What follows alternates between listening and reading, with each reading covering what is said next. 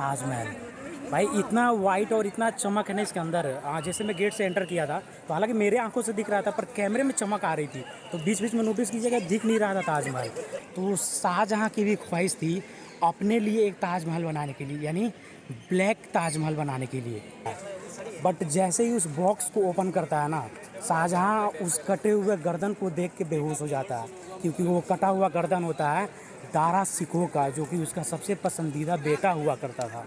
इसी ताबूत के अंदर जब ये ताजमहल नहीं बना हुआ था, उससे पहले मुमताज़ के कब्र को, तो फाइनली मैं आज ताजमहल के परिसर में आ चुका हूँ। मैं आज करीब 2015 से मैं दिल्ली में रह रहा हूँ। ग्रेटर नोएडा में रहता था पहले और फिर दिल्ली में शिफ्ट हुआ। तो कॉलेज के टाइम में भी सोचते थे कि आगरा का ताजमहल पास में ये देखने के लिए जाएंगे, पर कभी मौका नहीं मिला देखने के लिए। उसके बाद जॉब लाइफ स्टार्ट हो गई तो फिर ताजमहल नहीं देख पाए। बट फाइनली आज मैंने कैसे भी प्लान करके ताजमहल को देखने आया हुआ हूँ मैं। ये देख सकते हैं, ये सामने यहाँ से एंट्री होती है यहाँ पे, और यहाँ से जैसे ही एंटर करते हैं तो ये एक गेट पड़ता है जिसको बोलते हैं रॉयल गेट बोलते हैं इसको।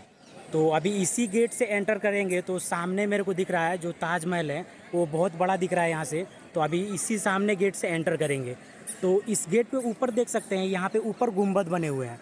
तो करीब मैं काउंट करूँ इसको तो करीब 11 गुंबद है। तो ये जो फ्रंट व्यू जो है उस पर भी करीब 11 गुंबद है और इसके बैक साइड पे भी 11 गुंबद है। तो ऐसा कहते हैं लोग कि इसका मतलब होता है कि 11 यानी 22, तो करीब 22 साल लगे थे ताजमहल को बनाने में। तो ये उस चीज़ को डिनोट करता है। बाकी इसके चारों तरफ आप देख सकते हैं, ये चारों तरफ जो आपको कमरे दिखाई दे रहे हैं और एक यहाँ पे एंट्रेंस है।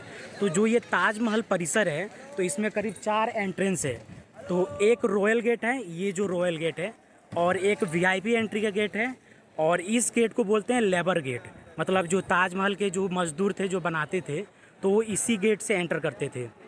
और अभी के टाइम में जो पब्लिक की एंट्री होती है वो यहाँ से एंट्री होती है, और फिर जब ताजमहल को देखने के लिए जाना होता है तो इस रॉयल गेट से एंट्री करते हैं।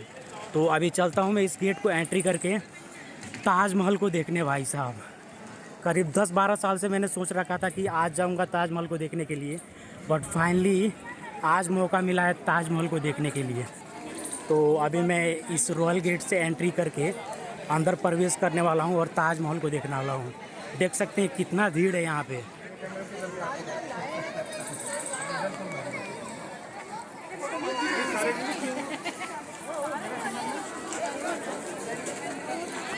भी इतना भीड़ है कि मोबाइल पकड़ना भी मुश्किल है यहाँ पे। उस गेट के अंदर तो मेरे को लग रहा है मैं जा ही नहीं पाऊँगा।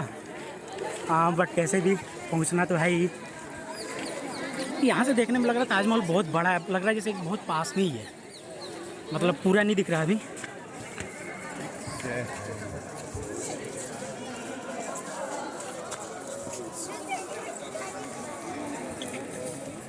तो ये है वो रॉयल गेट, देख सकते हैं।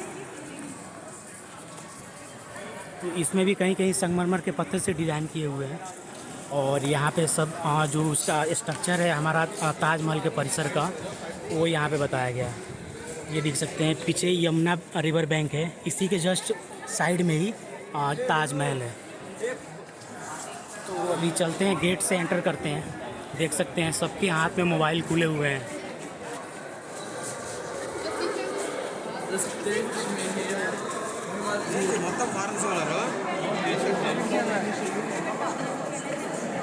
अभी मैं जितना पास जा रहा हूँ इसके ताजमहल मेरे से दूर होते जा रहा, पता नहीं क्यों। तो अब भी रोशनी के कारण नहीं दिख रहा है ताजमहल कैमरे में, बट मैं देख सकता हूँ।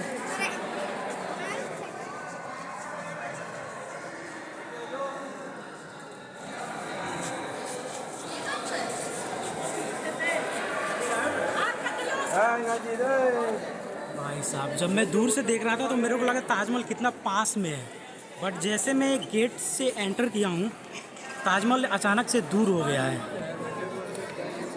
ये देख सकते हैं, लग रहा है कि अब कितना दूर है ताजमहल।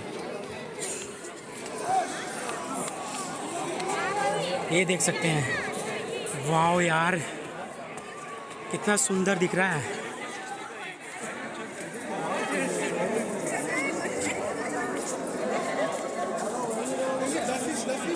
फाइनली मैं अंदर आ चुका हूँ। मैं पीछे देख सकते हैं ये जो मेन गेट था जिसको रॉयल गेट भी बोलते हैं। और अभी जस्ट मेरे सामने है ताजमहल। भाई इतना वाइट और इतना चमक है ना इसके अंदर। जैसे मैं गेट से एंटर किया था तो हालांकि मेरे आंखों से दिख रहा था पर कैमरे में चमक आ रही थी, तो बीच बीच में नोटिस कीजिएगा दिख नहीं रहा था ताजमहल। तो अभी मैं ताजमहल के पास में जाने वाला हूँ। तो ये देख सकते हैं ताजमहल को, कितना खूबसूरत दिख रहा है। और ये है जो मेन गेट, जिसको रॉयल गेट भी बोलते हैं। देख सकते हैं इसके जो ऊपर इस साइड में भी जो इसका जैसे मैं फ्रंट से दिखाया था तो जो 11 गुंबद बने हुए थे। तो हालांकि मैं बाहर जब खड़ा हुआ था तो वहाँ पे गाइड थे जो फॉरनर्स को बता रहे थे, तो वही ये इन्फॉर्मेशन दे रहे थे। नहीं तो ये तो मेरे को भी नहीं पता था कि जो ये 11 गुंबद आगे और पीछे बना हुआ है तो वो डिनोट करता है कि 22 साल लगे थे बनने में करीब। तो ये है वो ताजमहल, देख सकते हैं कितना खूबसूरत है। तो अभी मैं चलता हूँ इसके पास में। तो हालांकि ये ताजमहल के सामने बीच में देख सकते हैं फव्वारे बने हुए हैं, ये देख सकते हैं ये फव्वारे चल रहे हैं। तो ऐसा कहते हैं कि ये फव्वारे भी उसी टाइम पीरियड के हैं जब शाहजहाँ ने इस ताजमहल को बनवाया था। तो करीब 50 या 52 बोलते हैं यहाँ पे ये फव्वारे हैं। और इस फव्वारे के दोनों साइड में सिमेट्रिकल गार्डन बने हुए हैं, मतलब फव्वारे के उस साइड में भी सेम गार्डन है और इस साइड में भी सेम गार्डन है। और जो ये ताजमहल दिख रहा है, इस ताजमहल के साइड में आप देखिएगा ये जो गुंबद दिख रहा है ये एक मस्जिद है जिसको ताजमहल मस्जिद बोलते हैं। और जस्ट इसके ताजमहल के दूसरे साइड में भी सिमेट्रिकल एक बिल्डिंग है, मतलब मस्जिद है। मस्जिद नहीं, हालांकि उसको मेहमान कक्ष बोलते हैं या मेहमान महल बोल सकते हैं। तो बहुत ही खूबसूरत दिख रहा है ताजमहल। तो अभी चलते हैं इसके पास में और पास से देखते हैं ताजमहल की खूबसूरती को।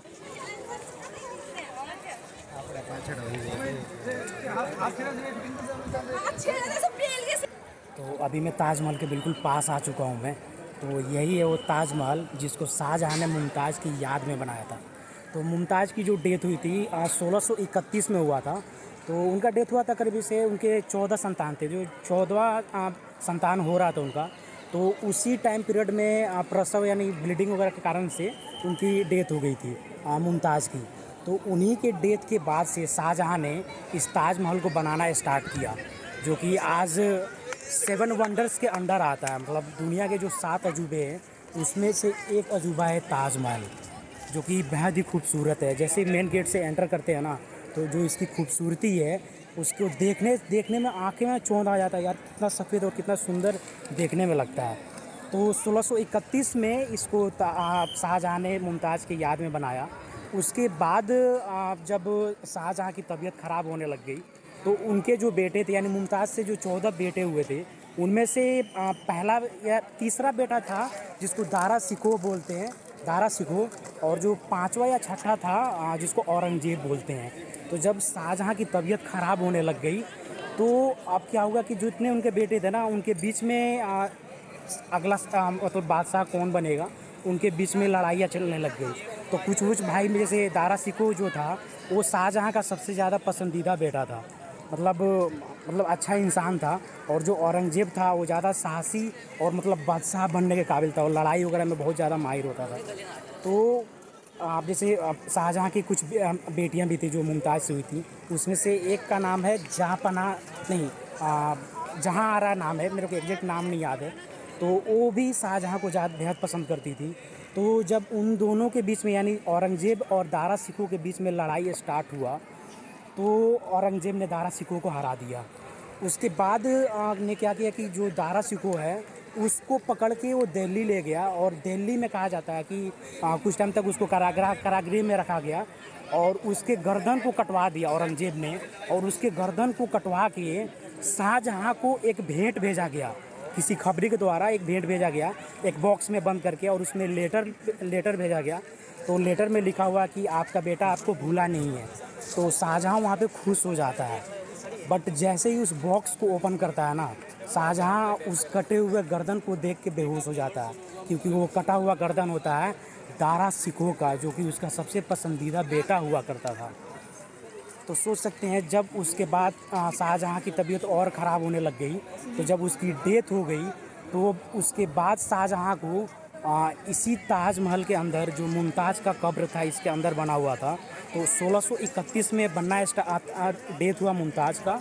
उसके बाद 1632 से बनना ये स्टार्ट हुआ और 1653 में कंप्लीट हुआ ताजमहल का बनना। तो उसी टाइम पीरियड में मुमताज़ महल का कब्र इसमें बनाया गया। और फिर उसके बाद करीब 1666 में शाहजहाँ की डेथ हुई, तो उसका भी कब्र मुमताज़ के पास में ही बनाया गया। तो इसी शाहजहाँ इसी ताजमहल के अंदर मुमताज़ का और शाहजहाँ का कब्र है।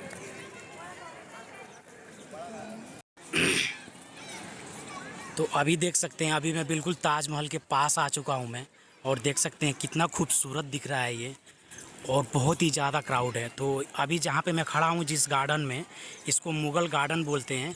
और ये देख सकते हैं आपको, जब मैं दूर था तो ये चीज़ नहीं दिखाई दे रहा था। तो देख सकते हैं आपको इस ताजमहल के राइट साइड में भी ऐसा सिमेट्रिकल आपको मिलेगा, जिसको मेहमान खाना बोलते हैं या मेहमान कक्ष बोल दीजिए। और जस्ट इसके लेफ़्ट साइड में आपको मिलेगा मस्जिद, जिसको ताजमहल मस्जिद बोलते हैं। और इसी के साइड में आपको मिलेगा जो म्यूज़ियम है, जिसको ताजमहल म्यूज़ियम बोलते हैं, और इसको बोलते हैं मुग़ल गार्डन। और ये वो सामने जिसको रॉयल गेट या मेन गेट बोलते हैं, यानी मुख्य द्वार। और इसके चारों तरफ आपको छोटे छोटे कमरे मिल जाएंगे। जब आप एंटर करते हैं तो छोटे छोटे कमरे मिल जाएंगे। तो वो कमरे हैं जो ताजमहल को बनाने के लिए कहा जाता है करीब 20,000 से भी ज़्यादा लेबर लगे हुए थे। तो जो वो लेबर थे वो उन्हीं छोटे छोटे कक्षों में रहते थे, जो इस ताजमहल के बाउंड्री जो बनी हुई है उसके पास में जितने चारों तरफ आपके छोटे छोटे कमरे बने हुए हैं, तो उसी कमरे में रहते थे। तो ये है ताजमहल। तो अभी चलते हैं एक एक करके घूमते हैं इस मेहमान कक्ष को, यानी मेहमान खाना को, और मस्जिद को। तो अभी मैं आ चुका हूँ बिल्कुल ताजमहल के पास में। ये देख सकते हैं मेरे पीछे ताजमहल दिख रहा है, और जस्ट इसके दोनों साइड में एक मस्जिद है, और ये है मेहमान खाना। तो जो उस टाइम में जो शाही और नवाब यानी जो अमीर लोग आते होंगे इस ताजमहल के परिसर में, तो उनके लिए ये बनाया गया था, जिसमें वो यहाँ पे ठहरते होंगे। तो इसके अंदर कुछ छोटे छोटे कमरे हैं अंदर, और इसके दोनों साइड में ये गुंबद बने हुए हैं। और ये है ताजमहल, जैसे देख सकते हैं कि आप इसका फ्रंट व्यू, मतलब ये आपका जो रेक्टेंगुलर जो इसका शेप है, यानी स्क्वायर का शेप जो है, उसके चारों तरफ से मतलब आपको सिमेट्रिकल दिखता है, मतलब एक जैसा ही दिखता है। तो ये देख सकते हैं ये पूरा इसका शेप जो यह है यहाँ पे ये बनाया गया है यहाँ पे। और सेम चीज़ ये आपको ताजमहल के ऊपर दिखेगा। तो अगर आपको ऊपर सही से नहीं दिख रहा है तो उसके स्ट्रक्चर को आप यहाँ से पता कर सकते हैं कि वो कैसा बना हुआ है। तो ये है उसका शेप। और इस साइड में आपको मिलेगा जो ये नदी है, जो ये यमुना नदी आपको दिख रही है, तो ये पूरे ताजमहल को यमुना नदी के किनारे ही बनाया गया है।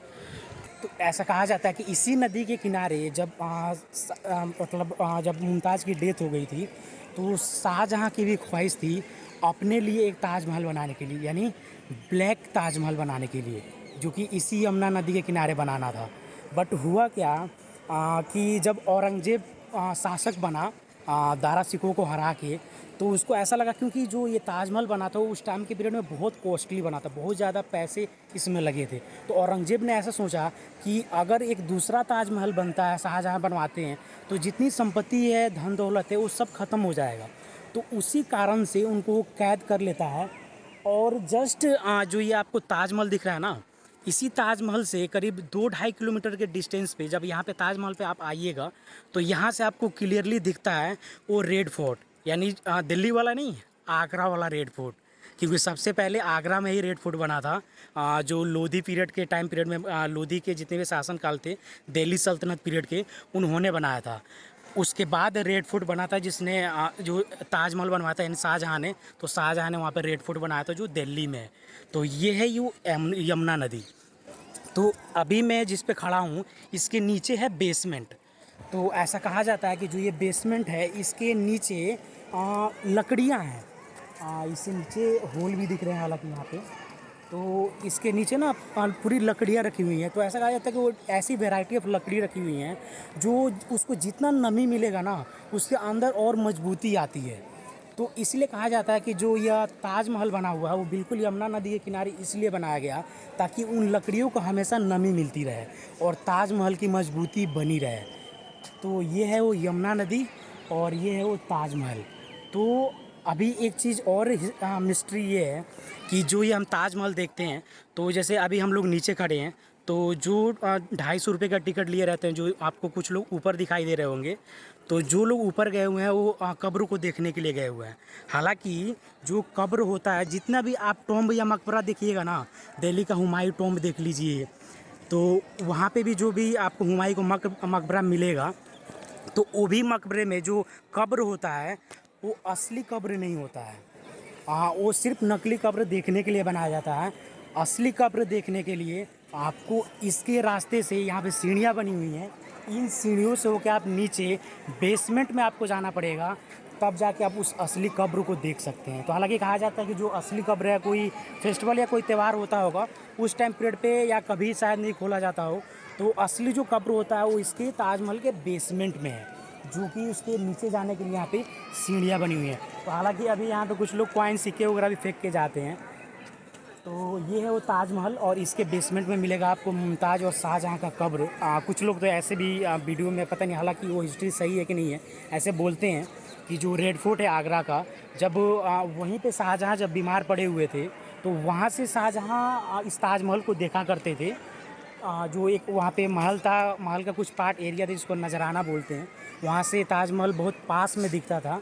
तो कहा जाता है कि जब शाहजहाँ की डेथ हुई थी, तो जो उनकी बेटियां थी, हालांकि एक जहाँ आरा थी, और आप और दो होंगी शायद, तो मेरे को एग्जैक्ट सबका नाम नहीं याद है, एक जहाँ आरा की याद है। तो बोलते थे कि उनके बाद उनको वो कब्र को एक सुरंग के माध्यम से लेके आए थे और मुमताज़ के बगल में दफना दिया गया था।